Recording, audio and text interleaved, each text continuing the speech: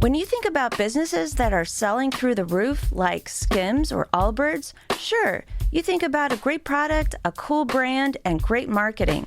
But an often overlooked secret is actually the businesses behind the business, making selling and for shoppers buying simple. For millions of businesses, that business is Shopify. It's home of Shop Pay, the #1 checkout in the world.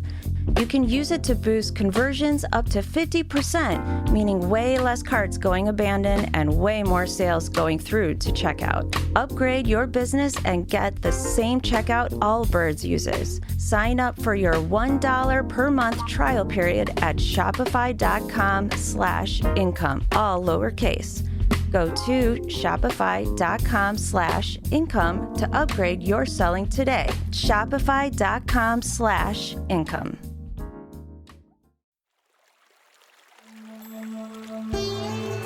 Hi everyone, I'm Deb Flashenberg. Welcome to Yoga, Birth, Babies, a podcast produced by Prenatal Yoga Center. We will be diving into everything prenatal yoga, birth, and baby related, hoping to inspire, educate, and empower you through your journey into motherhood. Thank you for listening. Hi, I'm Deb Flashenberg, and I'm your host of Yoga Birth Babies. And today we're going to talk about pushing with an epidural and understanding epidurals in general.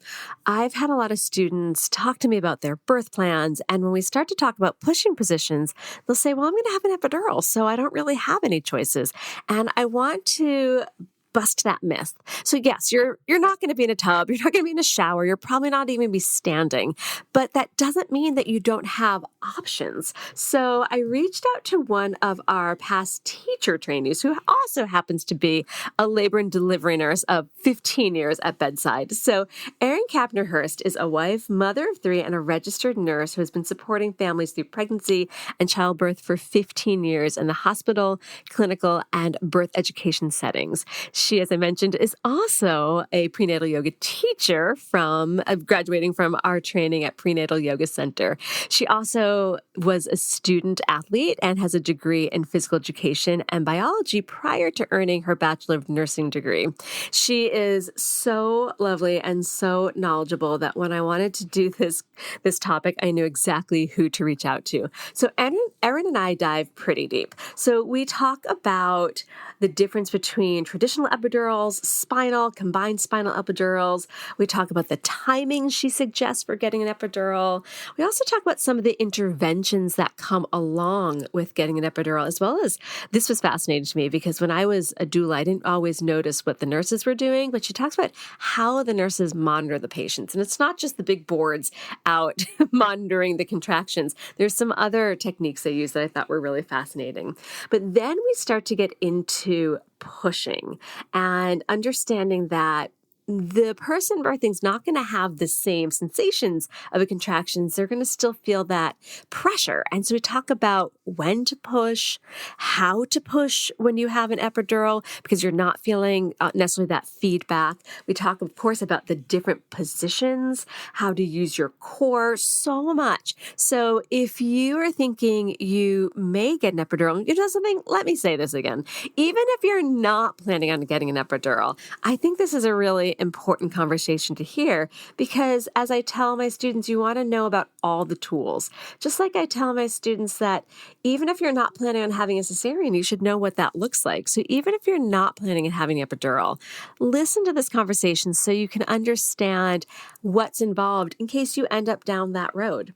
I'm really excited for you to hear this. Now, before we get to this conversation with Erin, I always love to give updates about what's happening at Prenatal Yoga Center. So if you're curious about our workshops or our in-studio or online classes or our on-demand classes or even our teacher training, head over to our website, prenatalyogacenter.com. It has everything there, including a blog that I've been doing for the past, maybe 16 or 17 years. So there's a lot of entries there, our past podcast episodes. And if you think you'd be a good guest for the podcast or have a suggestion, we have an application for the podcast. You can find all of that on our website. So much happening. And then I do have a favor to ask of you, our listener. If you can leave a rating and review so that people can find us, I would really appreciate that. It just helps more people be a listener and part of our online community. All right, that is enough of me.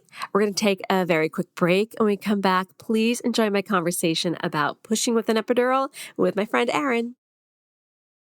It's summer. Time to enjoy long days, lazy nights, and great food. Because Uber Eats has deals all summer long. So, when hunger strikes, don't sweat it. Delicious deals are just a tap away on Uber Eats. Enjoy all your favorite grocery items delivered straight to you.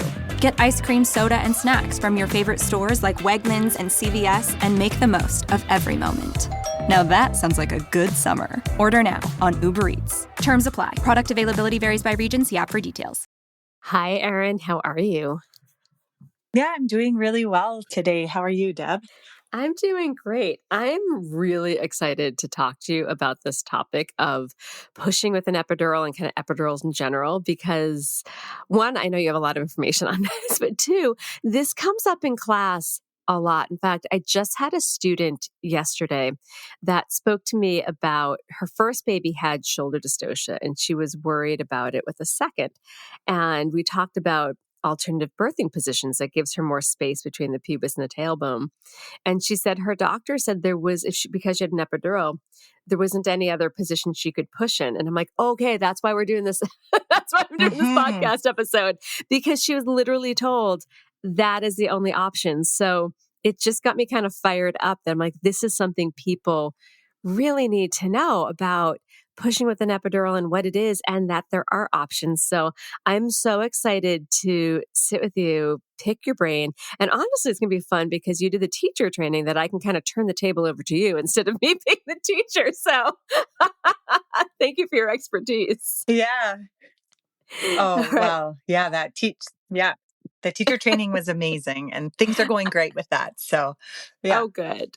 All right. So let's jump in a little bit with tell me a little bit about yourself and what inspired you to become a labor and delivery nurse. Sure. Well, I'm a wife, I'm a mom to three kiddos. They're 6, 9, and 11 years old. And I live way up north in Calgary, Alberta, Canada. I've been a practicing labor and delivery nurse for about 15 years now, and I currently work on a busy LDRP hospital unit, and the LDRP stands for Labor, Delivery, Recovery, and Postpartum. So we do the full gamut of care. I also work at an obstetrical clinic with some of the obstetricians who work out of the same hospital, and then also in the birth education setting. So, I'm currently putting on a birth prep workshop together with my beautiful friend and mentor, Irena Stam, and we've named it Labor of Love. And we really focus on preparing birthing parents and their support people, about what to expect through childbirth and hands-on labor support and coping techniques. And like you said, I also became a certified prenatal yoga teacher last fall. So I'm thrilled to be offering prenatal yoga classes now too. But, I haven't always known that my work would involve supporting people through pregnancy and childbirth. But, from a young age, I was always kind of fascinated with the human body, how it worked. And I played a lot of sports. So I always loved seeing how hard I could push myself mentally and physically, and loved coaching. And in fact, my first degree, was in biology and physical education before I became a registered nurse. So a real passion for anatomy and the human body. But I can still remember the first birth I witnessed during my rotation in maternal health as a nursing student. And I actually kind of giggle as I imagine myself from a bird's eye view. I jumped right in trying to support this woman having her first baby. And of course, she had a registered nurse assisting her and her partner too. But it was an unmedicated birth, and she was so primal and strong and inspiring.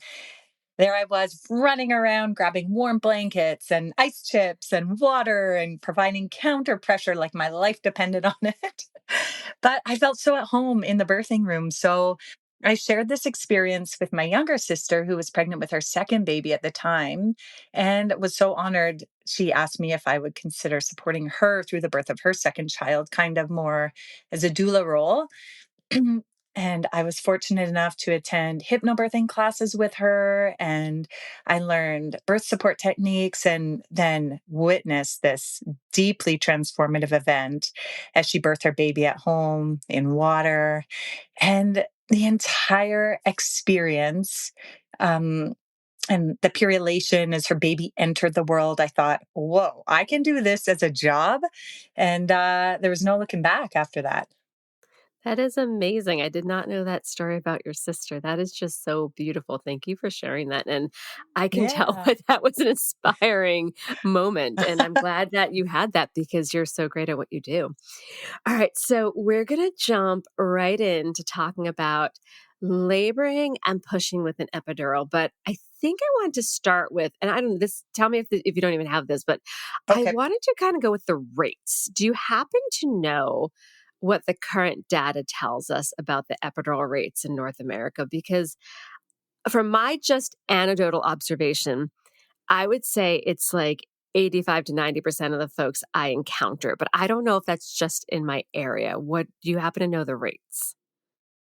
Yeah, I do have a rough idea. So I think on average in the United States, still a tiny bit higher than in Canada, but I think on average about 70% of laboring people receive an epidural. In Canada, it's a bit closer to 60%, but Oh, interesting. really these rates, I mean, can be affected by your location of delivery. So, rural versus urban, first baby versus second baby. It's more common for people delivering their first baby to have an epidural. So, but our rates in North America are much higher compared to some places in Europe and Great Britain, maybe closer 20 to 30% in some of those countries. So Really? That epidurals are, low? yeah. I know. I was very surprised at that evidence when I came across it. But at our hospital, I would say about 80% or so of people have epidurals. They're very, very, very common. So that's even more reason that we should be doing this podcast about how to labor and push with an epidural, given that the high. I think a whole nother podcast could be like, why are they able to do such low epidural rates in other places, like 20 to 30%? That's a whole nother topic you and I can Oh, explore at another yeah, time. All that's right. right. So sticking with the epidural topic, let's talk about the difference between that more traditional epidural, spinal and combined spinal epidural. Sure. It was interesting with this question because at our hospital, some of the terminology that we use is a bit different compared to what may come up when I research online. But in general, the epidural is a regional analgesia that provides or that involves injecting a local anesthetic and often an opioid medication like fentanyl into an area of the spinal column, a really specific area called the epidural space. And then medication is infused and delivered to that area through a tiny little catheter until it's turned off. So it's an infusion that is connected to a pump and it continues to deliver. In childbirth, epidurals block pain signals from the waist down, but often allow the birthing person to feel pressure and remain awake and alert and keep some mobility. So it takes about 15 to 30 minutes to become fully effective. And something that's great about an epidural is that if someone moves into a situation where they are having an unplanned cesarean birth, often medication can be provided through that already existing epidural, which can make that whole process a little bit more easy or slick. Um, a spinal block, on the other hand, is a type of analgesia that involves injecting a single dose of local anesthetic into, and often an opioid, into the cerebral spinal fluid. So it's a slightly different area of the spinal cord, and it numbs the body from the waist down and provides immediate pain relief, but it does only last for a fixed duration of time. And then what because of the about the dose of medication that was and the given. combined? So if I The remember combined, correctly, yeah, that you have more physical movement. Like the I always think of the traditional like a much heavier, like numb feeling. And the spinal, sorry, not the spinal, the combined is more of a cocktail yeah. of medication where you have more movement. Am I right about that? I do believe that to be true. At our hospital, we call a CSC, the doctor, the anesthesiologist provides uh, a bit of a spinal with their Mm-hmm. cocktail of medication. So you do get pain relief immediately. Mm, But then through the same technique, they just withdraw it a little bit and then insert an epidural. So as that medication wears off, your epidural takes over. And I think the idea is that because they do the combined technique, that the dosages can be a little bit less mm-hmm. and allow someone to have more mobility. So, um, I find at our hospital, our anesthesiologist will often use a CSE for someone who is in really active rip roaring labor and they are needing help right away. And 15 to 30 minutes for an epidural to take effect just would be too long. So they do the CSE, they have immediate effect. Sometimes they don't have lots of movement right at the very beginning, but Mm-hmm. then as the epidural takes over, they have enhanced mobility. That's great. And that way people can maybe even talk ahead of time, maybe getting a sense of what option they have. I don't know if that's even something they can do, but good for people to know. So, as a nurse Absolutely. who's watching a lot of labors, do you have a suggested best timing to get an epidural? Well, that's a bit of a tricky question. I know. Childbirth is just so unique to each individual. So we have to consider it on a case by case basis. But really, the general thought is to wait for contractions to become strong and regular and for labor to be well established with your cervix starting or to be dilated and thinning out, effacing. Um, because when you get an epidural at this time, it's less likely that your labor is going to stall out. Once you have good forward momentum with your labor, if you get an epidural at that time, it's also important to maintain mobility as you speak about so much through labor. So if we can keep that mobility as long as possible, it's really beneficial. If we get the epidural too early, then we need to be prepared. Okay, my body's natural oxytocin levels may go down, and I might need to have an augmentation of my labor with IV Mm. oxytocin or pitocin, as you guys call it, or having your water broken. But I've had people who have been in active labor for 24 hours or more, and their cervix is 1 centimeter dilated and they are completely exhausted. They've been working so hard. And the epidural is just the perfect tool. It's just what they needed to get some Mhm. rest. And their cervix begins to dilate rather quickly, often cases.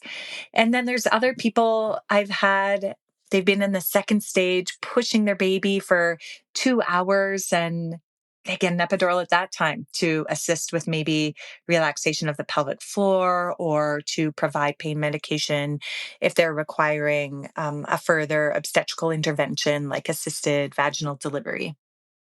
I love that you brought up So, the need for like if they're exhausted because I've seen that sometimes people are so exhausted and they're kind of getting wiped out from the contractions and they're actually getting tight. And then the epidural can be a tool to help their body relax and dilate. So I like that you really referred to it as just another tool, another option. yeah, I think it's so important to view it as that, just that, a tool, and there's no right or wrong. It's just a different tool for different people in their own unique labor. So once someone has an epidural, what are the interventions that can also come along with that? And how does the nurse then monitor the patient? Oh, Deb, you are so right. An epidural does come along with more interventions, that's for sure. So it's something that we need to be prepared for before we move to getting one. So the first thing that everyone needs is to have an IV before an epidural, because the most common side effect is hypotension or a drop in your blood pressure. Because the blood vessels relax.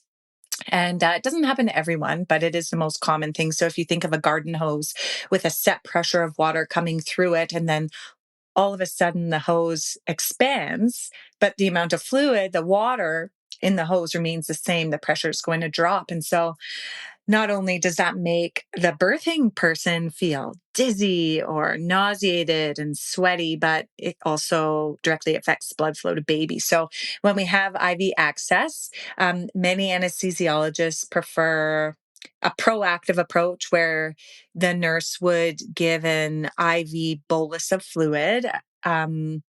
Different amounts at different locations, and some anesthesiologists are okay for that bolus to go in while they're performing the epidural.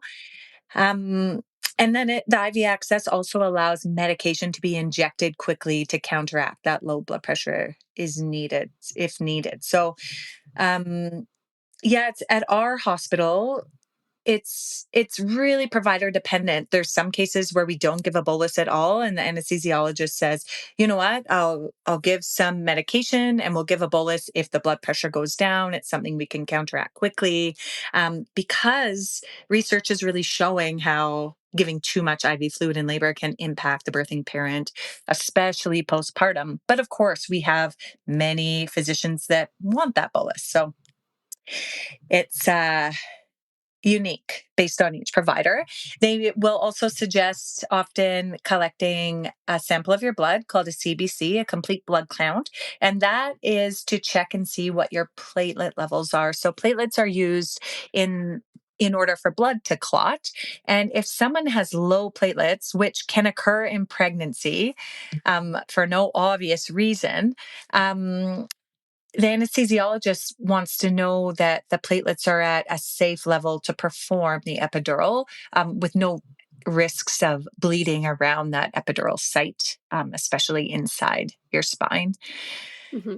Oh, you're gonna have more frequent vital sign monitoring, really specifically blood pressure, your heart rate, as well. Sometimes your oxygen levels, because of that common blood pressure reduction with an epidural, especially in that first 30 minutes. After you get your epidural, your nurse is going to, or the anesthesiologist will secure it really tightly, not tightly, but very well to your back with lots of tape. And then they're going to help you get into a position. It's often laying down kind of in a left tilt with a pillow or a wedge pillow under one of your hips, especially for the first bit until the epidural takes effect, because the epidural works with gravity a little bit. So if we are completely on one side, the medication can get pulled to that lower side with gravity. So you may have a great block on your left, but nothing on your right. So we'll help you get into a position like that, and then we'll move after it's taken effect. Another thing we do is we use ice to check what we call your dermatomes. So temperature and pain, they follow similar nerve paths within the body. And so when we touch your skin at various levels, um, working down the body or up the body, whenever you feel that ice or that cold, that's telling us that's where the epidural is taking effect. That's where you're having pain control. So it's important to make sure that that's similar on both sides, and that it moves up as the epidural begins to reduce your pain. Many providers want you to have clear fluids only, so no more food if you're wanting to eat. But that can look like popsicles or ice chips, maybe clear juice like apple juice or an electrolyte drink, honey sticks, anything that's clear. And then, of course, you'll experience a more frequent fetal heart rate monitoring. So there's something called external fetal monitoring, and it's a sensor that is applied to your abdomen from the outside that can continuously monitor your baby's heart rate. Um, And we'll also apply a very similar sensor to the top of your uterus or your fundus that will be able to sense when your belly begins to tighten up and a contraction begins, and it both of those trace out on a graph basically that allows us to just monitor things more closely. Now, the toco, the toco is the name for the device that's placed on the fundus. It is important because once you have an epidural, you won't be able to feel your contractions in many cases. So we need to know what's happening with the baby's heart rate relative to the contractions. So that's a really important thing to have. Do Um, you guys do s- a bladder catheter too? well, so I know bladder catheters, indwelling catheters are quite common. In my experience, it's interesting because with an epidural, you may not be able to feel when your bladder's full.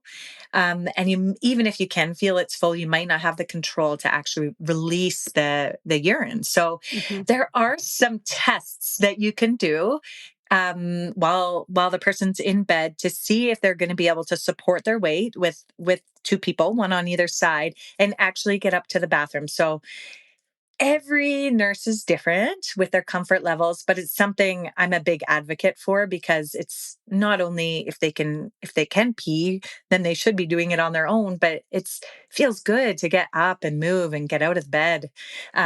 So I will, if they're able to weight bear with assistance, will get up to the bathroom. They often aren't able to empty their bladder because they don't have the sensation. So in that case, when we get back to bed, I wouldn't put an indwelling catheter in. I would just do what we call a straight catheter or in and out Hmm. catheter. But the when I would put an indwelling catheter in would be if I either expected the labor to be long and they're unable to pee on their own, or if there's signs that we might be headed towards a cesarean birth. Then that's one thing to do just to make the process smoother That's interesting. to have that inserted ahead of time. So, Some of the yeah, hospitals in New unless York, it's sorry, I think we're not hearing each other well. Some of the hospitals here in the city, the machine that holds the epidural medicine's actually on the wall behind the bed. So they're not getting out of bed because they're kind of attached to the wall. So it's interesting how each hospital does it differently. yeah, that's amazing that just the physical limitations of the environment are going to dictate your interventions. Yeah, Yeah. that's One more question yeah. before we get to pushing. So, this has Okay. come up a few times in class, and I sometimes say it not to scare people, but more of people are like, what is she saying? More of a recognition or acknowledgement that the epidural itself is not 100%. Like it doesn't, I believe the statistic I've heard is about 10% of folks can have like windows of their body that it doesn't take in. Like you said, sometimes if they're on one side or, the epidural, because it does work with gravity, can go to one side of their body and the other side doesn't feel it. I had a client that her lower back, no, sorry, her lower belly didn't feel it. And then one client had like her upper leg didn't feel it. And one side of her body didn't feel it. So again, not to scare folks, but can you talk a little bit about how not epidurals work the same for everybody? Yeah, can you imagine you get an epidural and then the exact place you're wanting it to work is the only place not working? Oh, that would be torture. Um, yeah, that would be what we refer to as a hot spot or a patchy epidural or a one-sided epidural. So this can occur for a variety of reasons. Maybe if the epidural tubing, the catheter that's inside your spine is slightly directed towards one side or the other, or maybe just something to do with the individual's anatomy that's impacting the catheter. Um, where one side or one area gets a better block than the others. And there's things we can do. Um, we can call the anesthesiologist to come back and provide what we call an epidural top up. And sometimes I've even seen anesthesiologists remove that epidural and put a new one in. And then it may work well. But you're right. Once in a while, once in a blue moon, I think this has only happened twice so far in my career, have I had someone that we haven't been able to get the epidural to work effectively. But, you know, different people are going to respond to pain medication in a different way.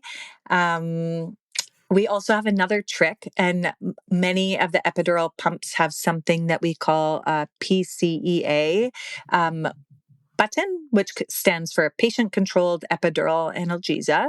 And they'll have the pump infusing a designated dose that the anesthesiologist has ordered. But if they find they need a little bit more, or the epidural's wearing off a little bit, they can push this button and it will deliver a boost of medication to them. A lot of people are like, oh my gosh, am I going to give myself too much? I don't want to be completely numb. I don't want to overdose on this epidural. But there's a lockout function on the pump. So you could push it, 20 times in 10 minutes, and it's only going to deliver one dose. That's probably very reassuring for many people. All right, we're going to jump to pushing, but let's take a quick break. And then when we come back, we're going to talk about pushing with an epidural. We will be right back. This episode is brought to you by Nespresso and Samra Origins by the Weekend Coffee Collection. Introducing Samra Origins. My collaboration with Nespresso is a connection to my roots, to my mother, Samra. Coffee that hits the right notes. It transports you. Crafted with unique notes and bold, soaring flavors. Experience a taste that moves you. Nespresso and Samra Origins. Discover more at Nespresso.com. Have you ever spotted McDonald's hot, crispy fries right as they're being scooped into the carton? And time just stands still. Ba-da-ba-ba-ba. Okay, so we're back. All right, let's talk pushing, because I feel like there's a lot of misunderstanding about pushing with an epidural. People feel like they have no choice in the position. They're kind of stuck. So with an epidural, laboring people, as we talked about, they're not necessarily going to feel the urge to push. They'll feel that pressure. So what is your suggestion for when to push once someone reaches 10 centimeters? Yeah, I love this question. It's so true. When we have an epidural, we just don't experience that fetal ejection reflex the same way that someone would who doesn't have medication on board. So we're not going to have that involuntary pushing, or Deb, as you like to say, vomiting out of your vagina sensation. Yes, that is what I do say. One of your token slogans. But we're still going to experience often that Ferguson reflex, which is when the baby's head puts pressure on the cervix and the pelvic floor. And this causes a signal to the brain, which releases more oxytocin. And then the increased oxytocin is going to strengthen contractions and bring your baby down lower. And this works in a positive feedback loop. So usually, if you have an epidural and you experience this Ferguson reflex, the urge you may feel is almost like you need to have a bowel movement. Often women will say, oh, I feel like I'm pooping right now. And we have to reassure them, don't worry, it's the baby's head. But truly right now, there's some differing recommendations surrounding whether to initiate pushing as soon as someone reaches full dilation, or whether to labor down for 30 to 60 minutes, or sometimes even up to 2 hours. So laboring down means to wait for the baby to move lower in the pelvis, let's say down to +2 station, before actually beginning to push. Because just because your cervix is 10 centimeters dilated, that doesn't mean that your baby is low in your pelvis. So the idea of laboring down, we also have to remember, would really only be for a labor in which there aren't any reasons to expedite delivery. The baby's heart rate is reassuring, the mom's health is well. But the idea is that, if we can allow the uterus to do most of the work, then we can conserve our energy and reduce the length of time we spend pushing. So, and this is associated with reduced risk of assisted delivery with forceps or vacuum. So right now, ACOG suggests that there is an increased risk of postpartum hemorrhage and infection with laboring down. And they suggest starting to push as soon as we recognize that an individual's cervix is dilated fully. But, this inconclusive evidence really means that it should be a decision between the care provider and the individual who's birthing their baby. So really based on an individual needs, individual basis here. I do always like to offer some practice pushes when we know that someone's 10 centimeters dilated, because that's going to give us an idea. Is the baby moving quickly and well? Then maybe we'll be able to bring the baby down quickly, and you're not going to push for long anyways. But especially this happens if someone has had a vaginal delivery and the baby's in a good position, but if there's minimal movement with a practice push, then it could be so valuable for someone to labor down for a while until they feel more pressure and can direct their pushes with more strength. I'd also recommend for folks to talk to their care provider about, and maybe their care provider and their nurse at the time, to understand the hospital's policy for how long can you push. Because then they can get into the situation of, they're like, oh, you're 10 centimeters, time to push, but that baby's still high up. And then they push for a while, they're making some progress, but not a lot. But the hospital says, okay, we have a 3-hour pushing window. And then they might hit that window. But if they labor down and the uterus was helping eject the baby, and then they start to push, they might have possibly avoided having either a necessary instrumental birth or cesarean, because they might have just hit the timing. Does that make sense what I'm saying? Yes, I totally get what you're saying. And it makes so much sense. And I've seen it work well. That's right. Yeah, I agree. Yeah, so that's a good thing for folks out there. Make sure you talk to your care provider about how long can you push for. So let's also talk about when someone has an epidural. We've talked about they don't have that feedback from their body.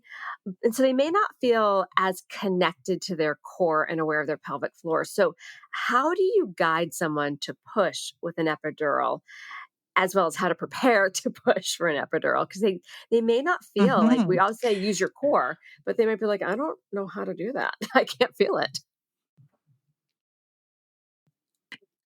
Yeah, well, if you are in the New York area, you should go see Deb at the Prenatal Yoga Center, because she's going to teach you how to do this. But I truly love, Deb, that you that you use the word prepare, because practicing in pregnancy can really create this motor programming where even if we're not fully aware and connected to our core and pelvic floor with an epidural, we can kind of go back to what we practiced in pregnancy.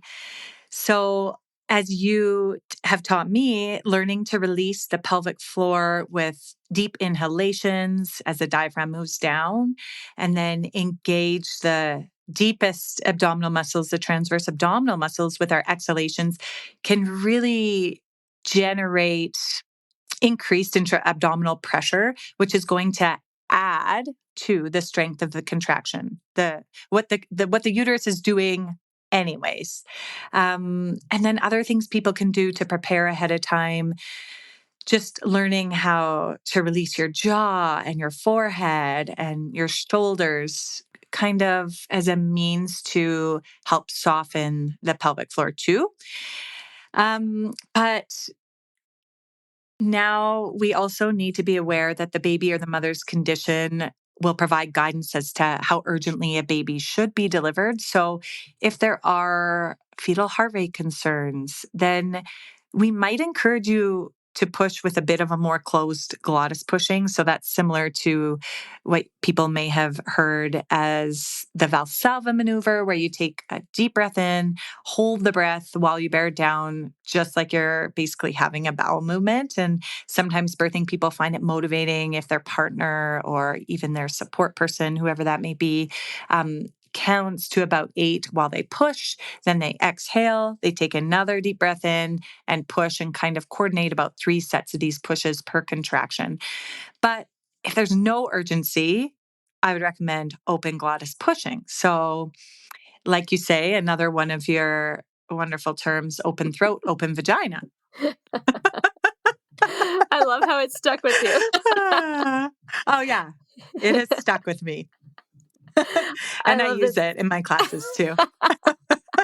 I mean, people think it's silly, but we really do practice connecting to the core. And I tell the students, and I think this inspires them, that if they're not able to feel their abdominals as much, they're going to have not muscle memory because, muscles don't have memory, but a coordination awareness of, all right, I know how to use my core, even if I can't feel it, to help push. And that seems to really motivate people to practice this and pay attention. So let's also talk about that not feeling contractions. How does somebody, I'm guessing that's because they're on a monitor, but how are they coordinating their pushing with the peak of the contraction, because they're not, again, getting that feedback of feeling the tightening of their abs or of their uterus? Yeah, absolutely. I think, first of all, if the epidural, your nurse will be able to determine how high the block is. And if it's a situation where you are absolutely feeling zero, we can always have the anesthesiologist reduce the infusion rate or even turn it off to hope it wears off a little bit. Um, and of course, not to push that PCEA button, not to give yourself extra. But it's true. Just like you say, there's often the contraction monitor that's applied to the belly, which can sense when the uterus begins to tighten and it forms this wave pattern on the graph. And we often use that as a guide to push. But even more than that, I'm a huge advocate for nurses actually palpating the contractions. So getting their hands, placing them on the birthing parent's belly, as long as they're okay with it, and feeling the change in tone of the belly as the contraction begins. Because often I see that TOCO, the contraction monitor, isn't applied ideally, or maybe the person's body habitus is making the TOCO not pick up the contraction, not sense them as well. And then people are actually not pushing at the right time, or we're watching the monitor, the contraction begins to build, but this person's having 90-second contractions and they have completed their 3 to 4 sets of pushes and really need a break. And they're just at the peak of the contraction. So having our hands on, if someone's not feeling that, is just as important as using that monitor on the outside. Yeah, go ahead. Sorry. I was just going to say, I love that you talk about the hands-on because, Mm. clearly when I was attending births as a doula, I was not dealing with, the monitors, unless sometimes I was holding the monitor on because they shifted and baby then moved. But besides that, I wasn't really dealing with the monitor. But people would start to say like, I don't know if I'm having a contraction if it was still kind of early. But if you put your hands on the belly, you can feel the uterus getting hard. I think that's so interesting. And I always encourage my students, like, feel your own body. It's giving you Mm. information. It's because I think sometimes people are afraid to touch their own bodies. They're like, I don't know if I'm equipped to do this, but I like that you have that you get your hands on and you can feel it just as much as the monitor. Yeah. And it's something that if they're doing to themselves, as you say, it's going to be beneficial and they're going to feel empowered and in more control. So I think that it is really valuable. Sometimes I do internal feedback that can really help if someone's not feeling anything with their epidurals. So it could be when the nurse or the care provider would put on a sterile glove and actually apply a little bit of pressure with their fingers to the posterior part of the perineum. Not a lot, not that we're causing any tissue damage or anything, but often just providing that extra bit of pressure will help the birthing person direct their energy into that Yeah. area. And you can also at the same time feel the baby's head and tell them, okay, I'm feeling the baby's head move. What you're doing right now is working. Keep doing that. And then they can make that association. Oh, when I do this, the baby's moving lower. So I'm going to do that again. It helps them make that connection.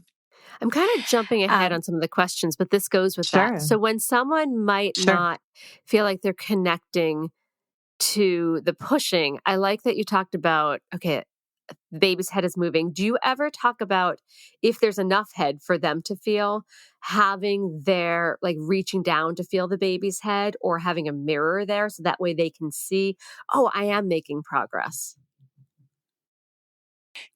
Yeah, I just love the idea of offering a mirror for visual feedback. It's not for everyone. You'll know if someone's interested or not as soon as you offer it.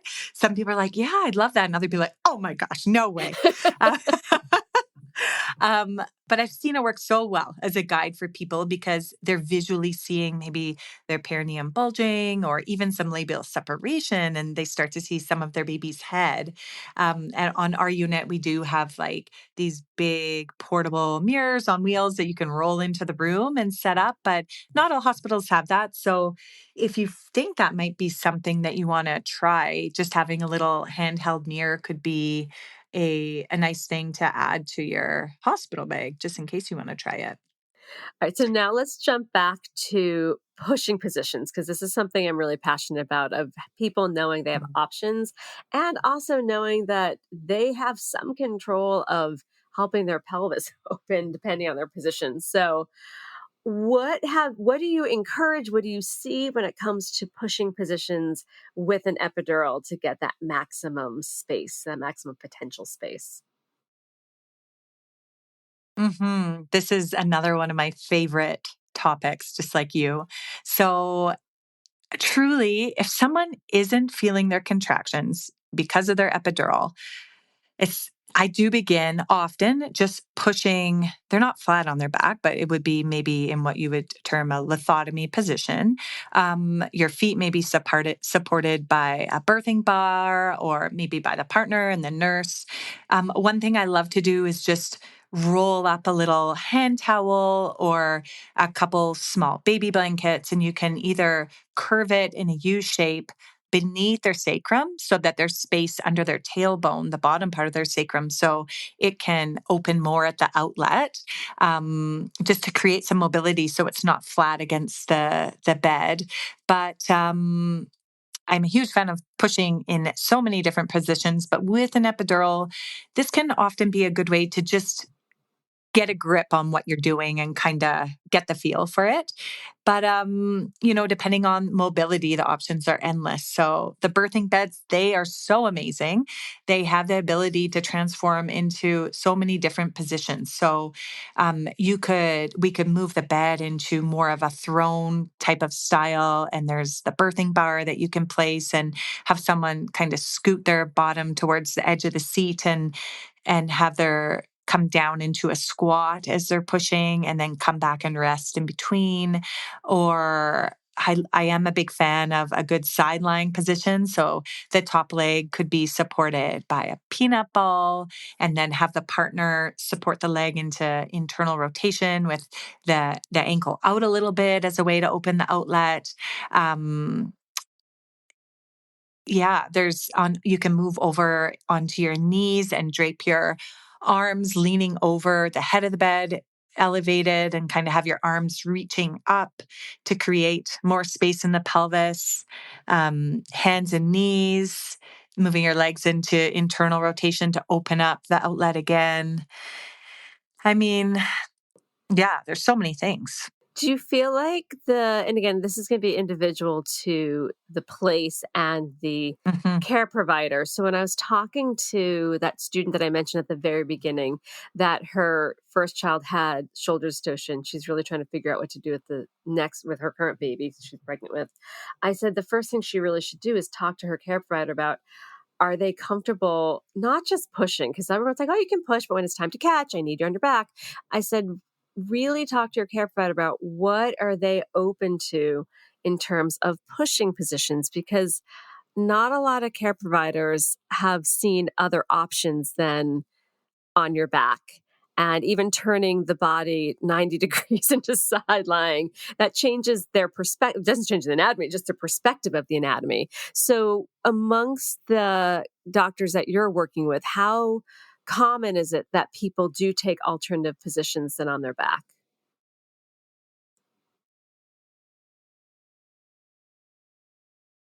With pushing, I would say it's gonna be your nurse and your doula and your partner or your support people that are with you through that. So I do see more of a variety of pushing positions, when the primary provider is out of the room. So when the physician's not there, we have some providers that are like, oh, your hands and knees and you want to stay like this? Stay like that. And they're comfortable delivering in hands and knees. Of course, the midwives that work at our hospital are comfortable catching babies in the shower upside down. But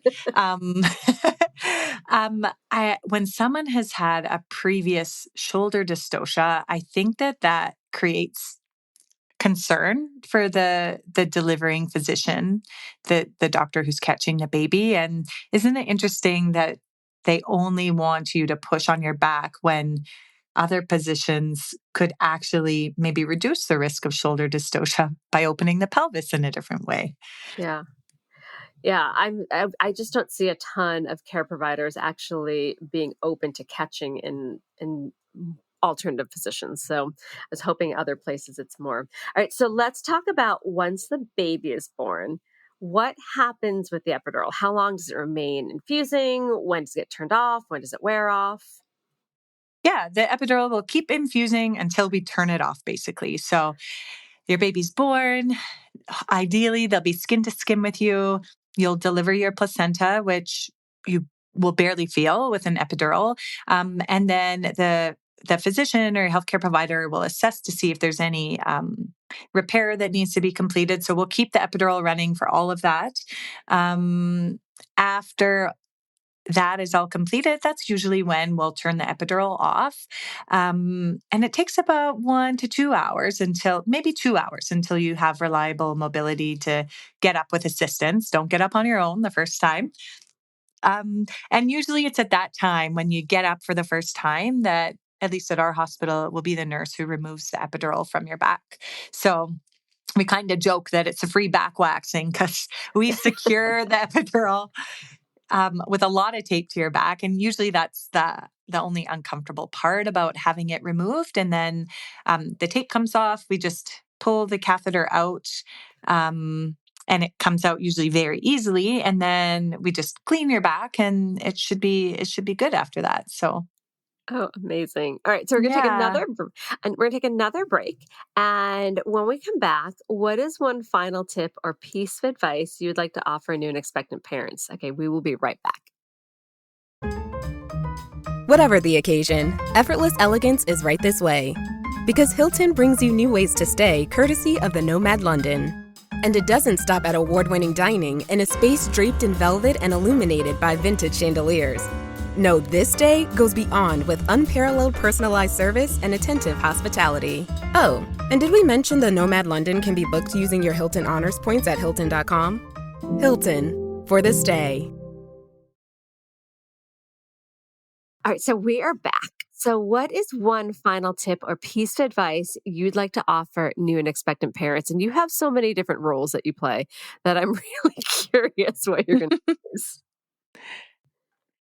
Yeah, this question, it's tricky to come up with just one piece of advice because there's so many different stages that lie ahead for new and expecting parents. But I think, your intuition is your superpower. Trust that deep intuition because nobody knows your body or your baby better than you. And kind of going along with that, to avoid comparison of yourself to others' experiences because, your pregnancy, your birth story, your postpartum journey, and parenthood is going to unfold in its own unique way. And there are things that are within our control, and then there are other things we need to recognize are uncontrollables and just try to be able to surrender to those. That is such good information. All right, so I know you're teaching prenatal, you have your childbirth classes. Where can people find your work besides at the hospital as an L&D nurse?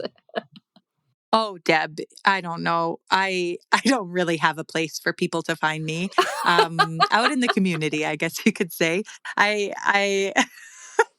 I don't really post very much on Instagram, and I'm not published like many of your guests. So, yeah, I guess you could link to my Instagram, but I, I guess I'm kind of at the tip of the iceberg. So we'll see. We'll see what evolves from here. All right. What about your prenatal classes? Are you teaching those? I am. Yeah, I have 2 different prenatal classes that I'm teaching. One's at a local studio out where I live, and that's a pre-registered session at a studio called Centered on Center in Diamond Valley, and so that's going really, really well. And then there's a little bit of a bigger town just outside Calgary that I am starting up a prenatal series here in the next week. So, and then I also sub for my wonderful friend her name's Irena Stam. She is a retired labor and delivery nurse of 40 years and a yoga instructor and a prenatal yoga instructor. And so she has been a wonderful mentor for me too. And she's the one that I offer the birth prep workshop alongside. So, yeah, she'd probably be a wonderful person for me to recommend a podcast topic with you. Oh, I might take you up on that. And then come next year, I know that you're going to be mentoring for one of the prenatal yoga teacher trainings. And I'm really excited to have you part of that because you bring such great knowledge. So people can find you there too. Yeah. Oh, Erin, I'm really looking forward to that. Oh, Yeah. me too. This has been so much fun. Thank you so much for sharing your knowledge from your 15 years at bedside as a labor and delivery nurse. So thank you so much. Well, Deb, I just wanted to say that I truly appreciate the work that you do, not just for pregnant and postpartum individuals, which we all know is immense, but for those of us in the birthing world, you bring such knowledge and passion, and your hunger to continually learn is just so inspiring. So thank you so much. Thank you. This has been an episode of Yoga Birth Babies, produced by Prenatal Yoga Center. You can catch us on Facebook, Twitter, Instagram, and Periscope. I'm Deb Flaschenberg. Thanks for listening.